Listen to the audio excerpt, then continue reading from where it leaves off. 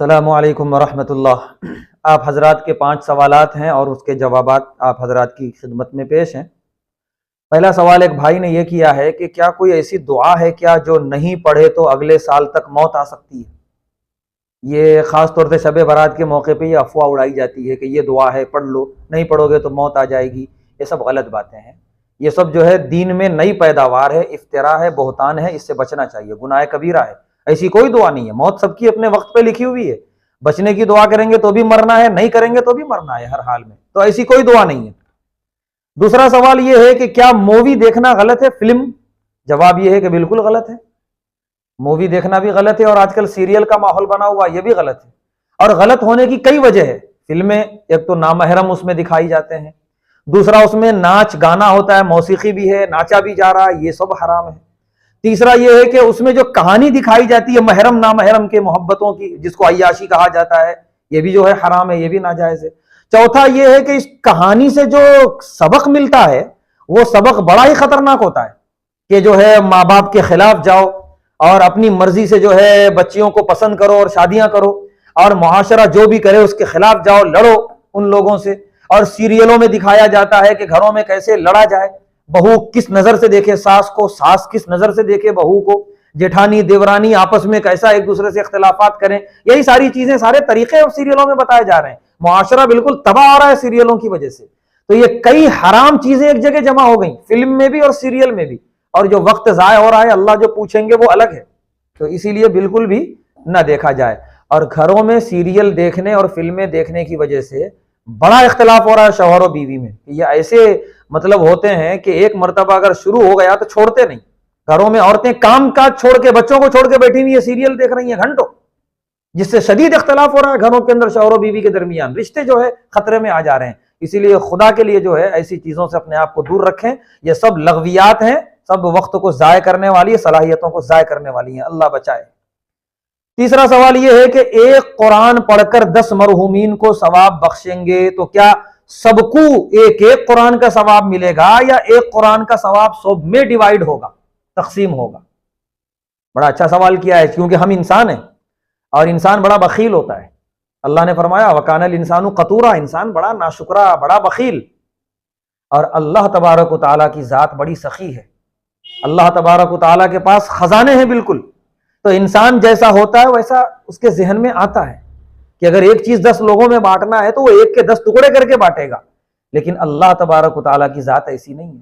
چاہے قرآن کریم پڑھ کر بخشنا ہو، یا کوئی اور طریقے سے ایصال ثواب ہم کر رہے ہیں پیسوں کے ذریعے، یا کہیں بورویل دلا کے، یا کوئی اور دینی کام میں پیسے لگا کے، جتنے مرحومین کی نیت کرنا ہے کر سکتے ہیں، سب کو برابر ثواب ملے گا، اور خود کرنے والے کو بھی اتنا ملے گا۔ یہ بھی بات ہے، حدیث میں یہ بھی ہے کہ جو آدمی کسی کے لیے دعائے مغفرت کرتا ہے یا کوئی چیز ایصال ثواب کرتا ہے، تو جتنا وہ دوسروں کو بخشا ہے، عطا کیا ہے، اتنا اسے بھی دیا جاتا ہے۔ اللہ اتنے بڑے سخی ہیں ماشاءاللہ، اللہ کے خزانے میں کوئی کمی نہیں ہے۔ اسی لیے ہرگز آپ یہ نہ سمجھیں کہ اگر میں ایک قرآن پڑھا تو میں 2 مرحومین کو ہی دوں گا، ورنہ زیادہ کو دوں گا تو ثواب کم ہو جائے گا، ایسا کچھ بھی نہیں ہے۔ سب کو پوری قرآن کا ثواب ملے گا، آپ کو بھی ملے گا پوری قرآن کا ثواب پڑھنے کا، اس میں کوئی کمی نہیں آئے گی۔ چوتھا سوال روزے کے تعلق سے ہے، آنکھ اور کان میں پانی چلا جائے تو کیا روزہ ٹوٹ جاتا ہے، یا ڈراپ، دوا کا ڈراپ وغیرہ ڈالا جائے تو اس سے وہ روزہ ٹوٹ جاتا ہے؟ کان میں اگر دوا ڈالی گئی یا پانی ڈالا گیا اور کان کا جو پردہ ہے پردے سے آگے اگر چلا گیا پانی تو روزہ ٹوٹ جائے گا، کیونکہ اس کا اور حلق کا آپس میں تعلق ہے، کنیکشن ہے، وہ حلق کے ذریعے پہنچ جاتا ہے اندر، اور ڈاکٹر حضرات خود بتاتے ہیں کہ نیچے بھی اتر سکتا ہے، اوپر دماغ میں بھی جا سکتا ہے پانی، دونوں راستے ہوتے ہیں۔ تو کان کے ذریعے تھوڑا سا اگر پانی گیا، جیسا غسل کرنے میں جاتا ہے، تو اتنی اندر تک نہیں جاتا، وہ پردے کے آگے تک نہیں بڑھتا، وہ ادھر ہی رہتا ہے۔ لیکن باقاعدہ جب ڈراپ ڈالتے ہیں تو پردے کے آگے جانے کا خطرہ رہتا ہے، کیونکہ ڈراپ ڈال کے اسی طرف لیٹے رہنا رہتا ہے تاکہ دوا اندر تک اچھی طرح چلی جائے، تو ایسے میں روزے کا خطرہ ہے۔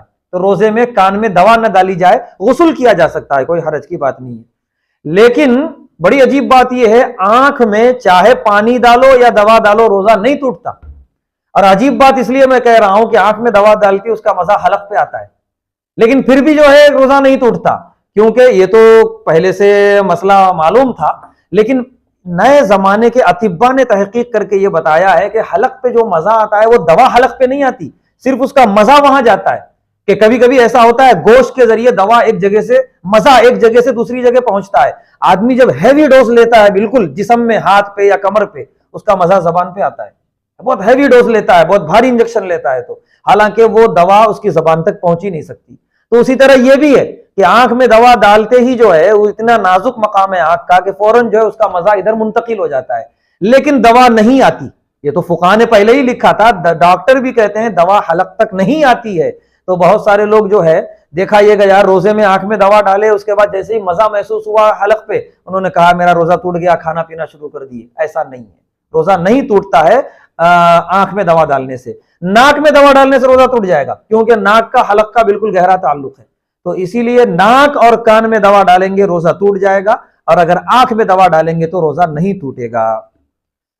اس کے بعد آخری سوال یہ ہے کہ امام کے پیچھے سورہ فاتحہ پڑھنا ضروری ہے, اور ہم جو ہے رکوع میں پہنچتے ہیں, امام جب رکوع میں ہے تب ہم پہنچے تو کہتے ہیں کہ ہم کو رکعت مل گئی. امام اگر رکوع میں مل گئے تو سوال یہ ہے کہ ہم کو کیسے ملی رکعت جبکہ ہم نے سورہ فاتحہ پڑھا ہی نہیں, کوئی سورہ پڑھی ہی نہیں.